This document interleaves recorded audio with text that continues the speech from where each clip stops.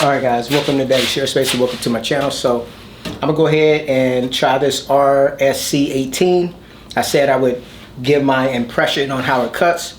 So I just have I think this is a 2x8, maybe a 2x6 out here that I'm going to cut some pieces off of and just tell you how I feel about it. Now, I might have to change the way I have this set, but we'll see. So I'm going to be using this Festool blade that came with the saw. Now, this particular blade, I've already tried it once, and to be honest, I wasn't super impressed, but this is going to be my second go around. I also have some more blades here in the shop that I want to try out, or at least one other one that I want to try out to just see if that improves the performance. So let me find a battery. Alright, so we've got 4 bars here. Or, yeah, 4 bars. Let's go ahead and make some cuts.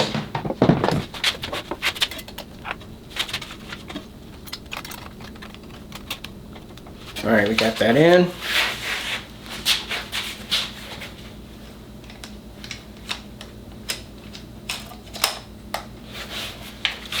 I'm just going to be cutting on this far portion here.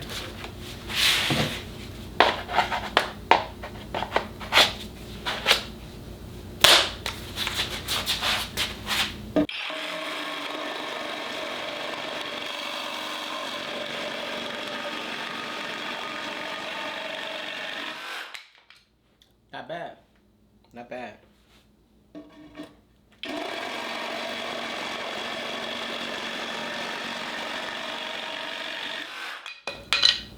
Okay. All right. Let's pair it up with the vacuum.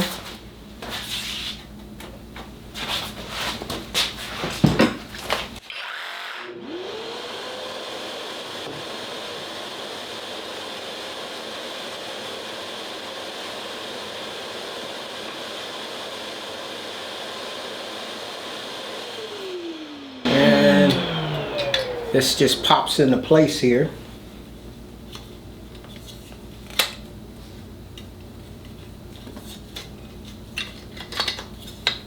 So it kind of scoops underneath and then snaps in. And we've got sawdust on the ground. Let me get that up and then I'll see if there's much of a difference. So just to give you an idea, just from those 2 cuts, that's what I have on the ground. So let's get that up.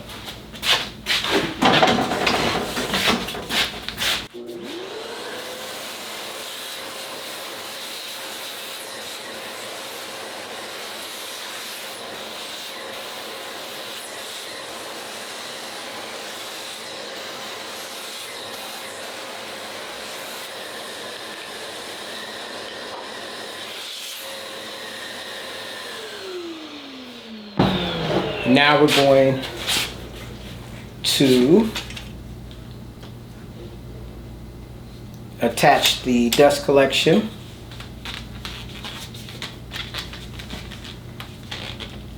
Got that on there.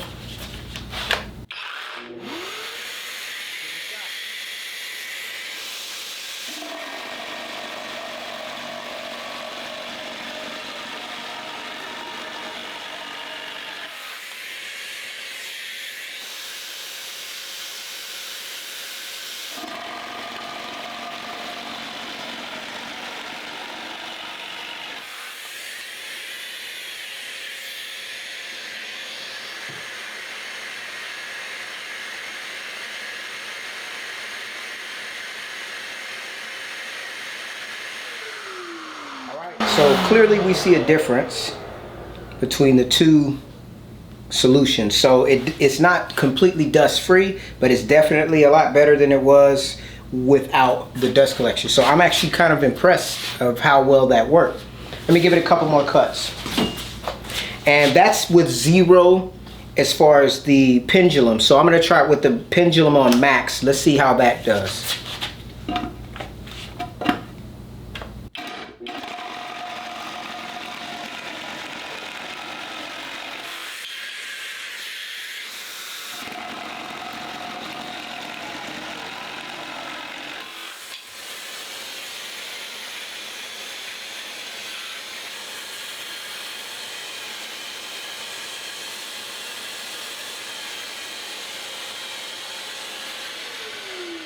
So all of those cuts were made on level 2 or on the option 2. Let's go ahead and try it on option. Looks like I missed those cuts. Let's try it again. This is max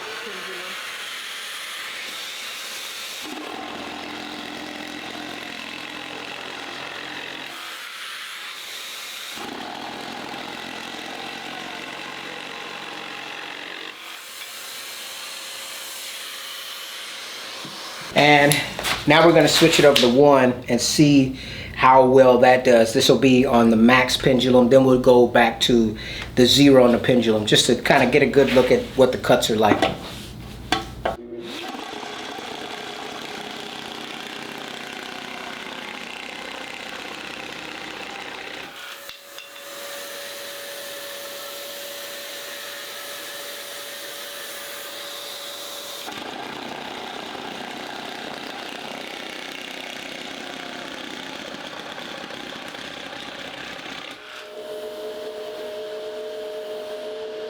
Alright, so it's quite obvious to me that speed 2 is a lot more aggressive and faster than speed 1.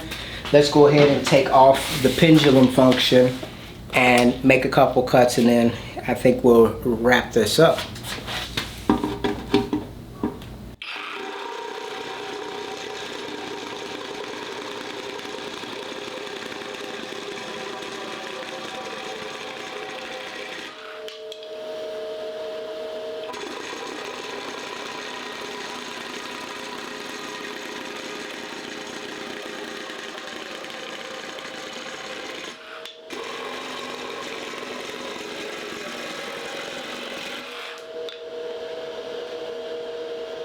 It seems to me that the dust with all of these cuts is about the same as it was with just the 2 cuts without the dust extraction. So overall, I would say the dust extraction is not a gimmick. It actually does improve the dust collection. So far, what I could say, the device isn't super light, but it does work well enough. So one of the benefits to having this particular Sawzall, I can't really say as of yet by comparison to the Milwaukee, but what I will say is this is a nice addition to the Festool lineup. It gives you the opportunity to have this kind of tool in the 18-volt Festool platform. Hello guys, welcome to Daddy Share Space and welcome to my channel. So I'm at lunch and I decided to go ahead and record a video. I'm actually using my GoPro Hero, I believe this is an 8 with the little selfie stick and the media mod. GoPros are very convenient for certain tasks, but then for other things, I've found it to be quite annoying. So like when I'm recording in the shop and I'm doing long form videos, it's not quite as intuitive. But if I'm out riding my bike, rollerblading, and even right here using it in this way, it's quite convenient. The only thing is, I've had 2 of the monitors that attached to the media mod, and both of them have broken in different ways. So I would like for them to actually make those a little bit higher quality, because I like to be able to see what's in frame. Now, I believe the newer models probably have a little bit better of a screen on the front. I believe this 9, is this the 9? No, I think this is the Hero 9. So yeah, I'm using the Hero 9, and I believe it was the first one to have the screen on the front, but the frame rate is not the same, and the aspect ratio is not the same as what you would see in the back. So you may not be able to totally see what's in frame or focus. Anyways, so I just want to thank you guys for giving the Daddy Share Space Daily, all of you guys that watch it, a chance. I do plan on trying to get back to some of my other content as well. It's been a challenge to try to do daily videos and also trying to keep up with my health by doing exercise every day. However, this is life. This is what we have to do. We have to kind of step up to the challenge, whatever that may be. As I mentioned in my last video, I'm pretty disturbed about the way things are going economically. Just to be a little bit open, so I was planning, and I can't swear that this is going to happen anymore because I don't know what the economy is going to look like by next year or anything. But I talked with my wife, and I was planning on buying the Festool Conturo sometime in January or something like that. and, you know, getting the table and that type of thing. And I felt like that would be, you know, the pinnacle of my shop, not meaning the center of my shop, but basically as I've taken up this task of trying to collect as many Festool tools as I can and essentially creating a Festool shop and then adding in tools from other brands that I need as I go. If I had to start my shop over today, I would not have bought a lot of the other brands that I bought, not because they're bad, but because I do find value being a DIY type of person and things working more seamlessly together. However, even if you're just in the Festool system, there's still some things that you kind of got to reach out and you know, make on your own. I've heard at least a couple people so far mentioning like the dashboard setup and how much more accurate it is than the Festool setup. Of course, personally, I can't vouch for that because I don't have a dashboard table. If this channel continues to grow and does well, I hope to be able to get those types of things in the future and then share back with people that watch the channel and give my honest opinion. I like the fact that, you know, I'm not connected to any brand. I'm not, you know, totally with Festool, totally with Dwell or anything. So I could give my honest opinion about anything that I purchase. And I, like probably many of you, maybe not all of you, like some of us, we all have different interests. Some of us like to, you know, go out and party. Some of us like to drink. Some of us like to, you know, do different things. Maybe it'd be rock climbing, snowboarding, skiing, you know, all of these different things. We all have hobbies. And for me personally, I enjoy having a hobby that keeps me at home close to my wife and my kids because I enjoy their company. And I like the fact that I'm just in the other room. I'm just in the garage and they could come out and talk to me or interact with me all throughout the day when I'm off of work. You know, if I take up these other hobbies, like say if I would have bought a motorcycle, if my wife would have agreed to that, that would have took me away from the home. I would have been out, you know, riding in the streets or whatever the case may be. And that doesn't give my wife and children a lot of access to me. They already miss out on me for the 8 hours a day that I'm at work, plus travel time. So I felt like for myself personally, doing the woodworking and, you know, the DIY type of stuff is a better thing for my household. Because I moved from the Midwest to California, and we've been in California now for about, I think we moved out here in 2010. Now, I was a travel nurse coming out here since 2003, so I had a lot of time going back and forth between the Midwest and California for many years prior to deciding to move to California. But once I moved out to California, the one thing I realized is, you know the saying, this ain't Kansas anymore. And so, you know, people are different. They're, in my opinion, you know, everybody has a different experience, but people are not as closely knit. You know, maybe it's different if you're homegrown from California, but if you're a person that comes into California, it's almost as though you have to find your lane, you have to find your angle. And personally, I have always been more of a loner type. I recognize my deficits as a human being, or at least a lot of them. That being the case, you know, I wear glasses. Not everybody wears glasses, and my glasses are not, you know, like a light prescription. So I have a pretty heavy prescription. I wear glasses. You know, I'm not on the tall side. I'm not on the big and bulky side, though I'm not as, you know, gutless as I would like to be. And so I wish that I would have learned this when I was a teenager, if you will, and that you don't have to live up to social norms. You don't have to fit in anyone's box. I personally am about blazing my own trail and doing things that make me feel good and make me feel competent and capable. You know, I'm not going to challenge someone, like say, for instance, you know, you got people that were born with significant height and they may have talent to go and do the NBA, or someone that can hit a baseball or throw a baseball, or someone that can, you know, perform in football or any kind of sport. those were not my genetics or my genes, so I can't fall back on those types of things. I can't take care of my family like that. I didn't grow up with my father, so I didn't have a blood relative that close to me, a male figure, that would say, okay, this is the path that I learned, and I think you should go down this path or that path. The path that I have was basically me taking bits and pieces of what I've learned over the years and building my own thing. And what I realize is, I'm a pretty extreme person. I remember many years ago when I used to be way more into sports. I knew all these different facts about different basketball players and football players. And before, they used to have this thing called ESPN Insider. This was a long time ago.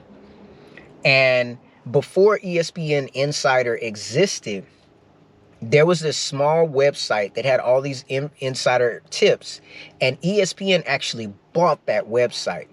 And the data used to be free, but once ESPN bought it, then they started to sell it as a subscription. And I remember back then I was so into sports, I just, went along with that. And I would have conversations with casual fans about whether it be football teams or basketball teams or individual players. And I quickly learned that when you're having dialogue with people, more superficial fans, the conversation would just fall off a cliff because people will be talking very shallowly about the content or about the information. And it was like you would overwhelm them with data because you would know, all this information about every team. You may know the stats of players. You may know the stats of the defense, offense. And, the way I would look at the information was a little bit different than the people that I happened to be interacting with when it came to sports. Most people were just like, yeah, my team, and they may know their quarterback, but they may not know anything about any other teams in the league. And so I found that those conversations were very unstimulating for me.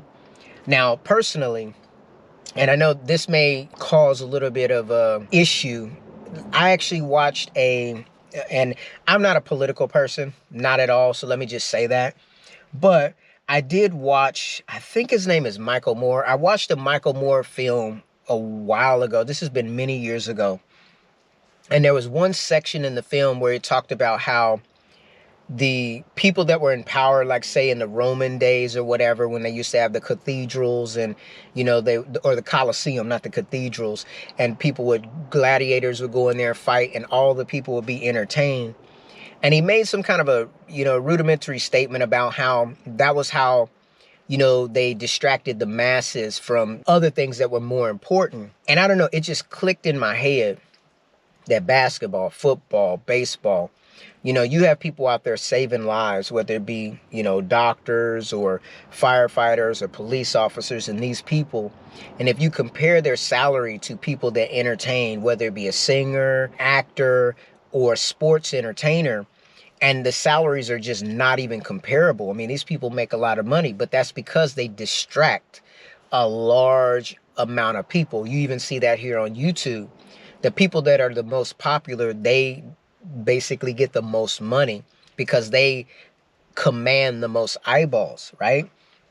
But anyway, so as I realized that about sports, and I realized that ultimately me following teams so closely and doing all this research on the data, that honestly, it was doing nothing for me.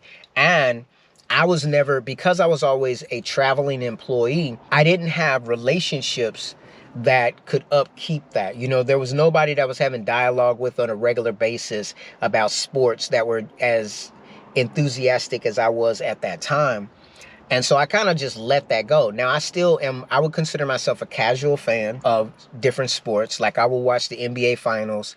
I will watch the Super Bowl. Past few Super Bowls, I actually even paid to be able to watch the Super Bowl, whether it be through Hulu or through some other service. But as far as through the regular season, I'm content with just watching the highlights on YouTube and, following the stats in that way. I don't feel that I have the time anymore like I used to in the past when I used to subscribe to DirecTV, and I would have multiple TVs. I would pull them out of every room and have them all in one room with all the DirecTV receivers in one room watching like 4 or 5 games like I'm at some, sports bar, and I did that at home. I don't do that anymore, obviously, and I don't see the value in it. I did consider subscribing to the NFL package this season because I'm interested to see if the Kansas City Chiefs are actually going to, possibly three-peat. And the only way, living in California, that I would be able to watch all those games was if I was to do that. And at the last minute, I mean, that $400 price tag, I was like, yeah, I'm good. I don't even have time to sit down and watch a 3-4 hour game because my schedule is overrun already anyway. So what I do though, is I did subscribe to SiriusXM Radio, and I listen to the games that way. When I can tune in, I do. That's something that I can do when I'm in the shop. So it's not, or when I'm, doing the lawn or doing other things, I can listen to that. So that's not too much of a hindrance on my life. So in my journey, I've moved away from sports the way that I was. And it's so funny because I used to roller skate when I was younger. I would go to the skating rink, and I'm not very good at it, but I enjoyed roller skating. But because I said, as I traveled all my life, well, as I became a registered nurse and I travel a lot, I just was not connecting with people that had similar interests as me, whether it be skating, whether it be hiking, whether it be, all the different things that I was interested in personally. I always kind of found myself to be kind of the outlier by myself, obviously before I got married and such. I remember when I originally came out to California as a travel nurse, and I spent a lot of time by myself. I would, be walking around San Francisco, or when I moved over to San Leandro area, I remember spending countless hours playing, video games like Morrowind and such like that years ago. I would play it for hours because socially, I was pulling away from the person that I was as a younger person, which as a younger person, you get trained and coached to go down a particular path. And that would be, at least from my culture where I was coming from, it was like going out, partying, hanging out, maybe trying to find a spouse. These types of things were driving my interest. I remember, buying my 2003 BMW 320xi. I actually thought things like that would change your social status. And, because I was looking at life through the lens of the world, and my personal experience of trial and error helped me to understand that these material things, and whether it be nice clothes, nice cars, or whatever, they don't mean anything. I find that a lot of people interact very superficially, whether it be if you have money, whether it be if you have, if you look a certain way. People aren't really trying to get to know the real you, typically, unless you have some value to offer.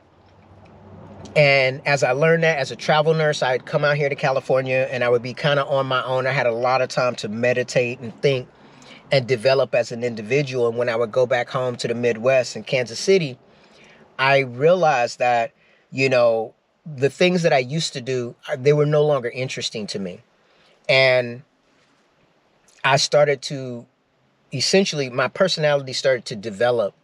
And it's so funny because when I look back, I wish that I would have pushed, what I'm doing now with the tools and stuff more so when I was in the Midwest and I had my home. Now, if I would have done that, I probably would have never came to California. Likewise, the auto mechanic skills that I have, the fact that I backed into the 91 Saab and I decided to pull the dent out myself, use Bondo to repair the hood, and buy a compressor and a paint gun and paint the hood of the car. I wish that I would have been that ambitious when I owned my Mazda Miata, when one of those, like, what do you call those? One of those, basically a corporate truck backed into my Miata and it cracked the paint on the front bumper of my Mazda Miata. And I can't remember why. I probably just took the money, but I didn't get my car fixed and I just put a bra on it. But now the way that I feel about my skill set, especially a small car like the Miata, oh man, I'd tape that thing down and I would paint the whole car and toy around with it and tinker with it, sand it down. And, my Miata was red. I'd have toyed around with, painting it all black. I'd have took the wheels off and painted the wheels, a different color. I would do that now, but I don't have that car anymore. And, you know, since I'm down to 2 cars and really 1, because 1 is still basically in the shop, meaning my shop, not external shop, I don't have that flexibility. I don't have the time like I used to. But I mean, it is what it is. You know, I'm trying to lay all my cards out, you know, because I have so many interests, and figure out how to get the most out of this life, because I find sometimes life doesn't allow you to do what you want to do. You may say, okay, I'm going to change the oil on my car, and different life circumstances may prevent you from doing that on that day. Just bizarre things. Or you may say, I'm going to sit down and I'm going to play an online game, and your internet goes down. Or you may say, I'm going to cut my yard and your lawnmower is not working. You know, this is just the way life works, you know, and I feel like I've developed so many different hobbies and interests because of the fact that when one door closes to me, I simply turn to another door. I don't just stand there and do nothing. And I've also had this thing where, like, say if you throw a lot of money at a particular problem, I'll use my computers as an example. I threw a lot of money at my computer situation at home, and it did not turn into what I wanted it to turn into. It was very disappointing overall. And you just get to a point to where you're like, okay, I'm done. I'm done doing that. I'm done investing in that way. I realize this is a dead end. And so you stop doing it, but the money's already spent. And there's this threshold. There's this time where when you invest in certain things, there's a time where you could maybe get some of your money back. And then there's a time where it's now just nothing but just trash, you know? Like, I look at all of my VR headsets that I bought over the years. I mean, I bought the PlayStation VR 2, the PlayStation 2 VR. I used it one time. And it's sitting there. It's not even plugged in to charge. The controllers are not even charging. And it's not because I'm disinterested in it.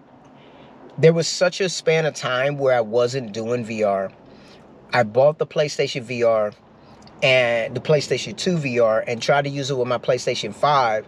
And the time that I bought it, because I bought it right when it came out, and I realized stuff like Beat Saber, you had to use components from your PS4 to make it work on the PS5. They didn't have it natively working. I don't know if they have it working now, but they didn't back then. And I thought that was kind of, you know, odd, you know, because why am I using old tech to make it work on the new hardware? But it was what it was. And then the other thing is, I tried No Man's Sky on the PlayStation on the PlayStation 5 with the new controllers, and it just made me motion sick as hell. And it was a very similar experience to what I got when I first tried VR. And I just never turned it back on again. I'll probably pull it out and at least try it sometime in the future, just to see what it's like. But, you know, for me personally, when I did VR, the thing that I liked the most above all the games was just going into Google Earth and going to different cities and towns and looking around with the street view. I found that very fascinating. Like, I could go back to Kansas City and look at, like, you know, where I went to high school, where I went to, you know, grade school. I can see all these things on Google Earth and, you know, go back down memory lane, if you will. And then I could go to places that I've never been and look around. I found that more fascinating than the games, to be quite honest. I mean, the games are cool, but that was more valuable to me. Anyways, guys, let me go ahead and go back in to finish my work shift, and then we'll pick this up when I get home.